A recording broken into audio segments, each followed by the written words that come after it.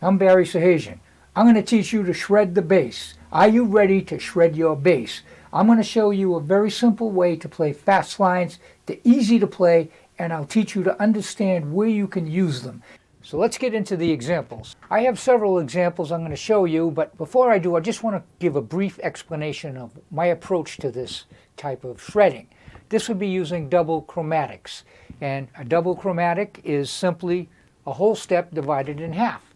So basically we're working with whole steps, and the beauty of working with whole steps is because a major scale has whole steps, a minor scale has whole steps, a seventh chord has whole steps. All chords have whole steps, with the exception of a chromatic scale, which is just chromatics. That's the only one that really doesn't have whole steps. Right now, I'd like to ask that you might subscribe if you haven't already, like, comment, and hit the bell to be notified of all the videos yet to come.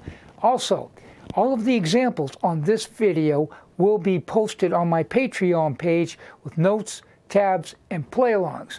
You can find a link to my Patreon page on the video description below. Later in the video, I'm just going to include examples with no talking, no description, because all of the theory is up front and it all applies to the examples I'm going to do. So there's quite a few examples at the end. You can skip forward. You can find out where they are by looking at the video description below. So let's proceed and get some shredding done. Okay, let's look at the first example, and that will be using a whole step from D to E and G to A.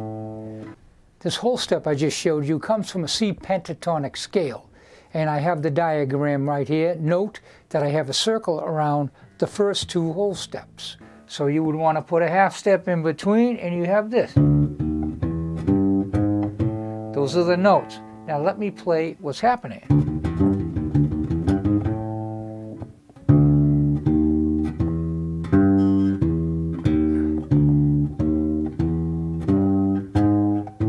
So you use a chromatic from D to E, then you go up to the G, back to the whole step between D and E, and play it descending, so you have this so far, going up, hit the G, and then going down on that one whole step from E to D.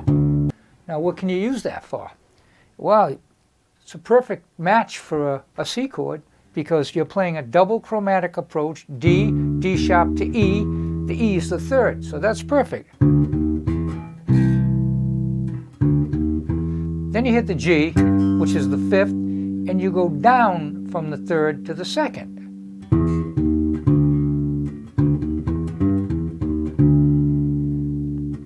So that's perfect so far. You can even repeat that line.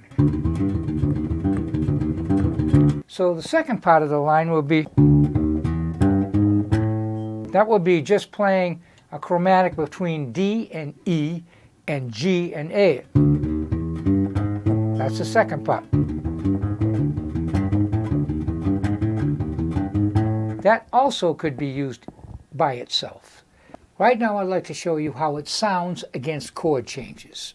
I have recorded it with a piano part, and in the beginning, it is only a C major triad, and you see how nice it works. But later in the clip, it moves into a chord progression in the key of C, and it still works famously there too. So as long as you're playing in between these whole steps, you're good. You're good to go. It's only two notes, and they wind up always landing on something, either a chord tone or a scale tone, which makes it impeccable at all times. And with confidence, you can play it and know it's going to work on the harmony.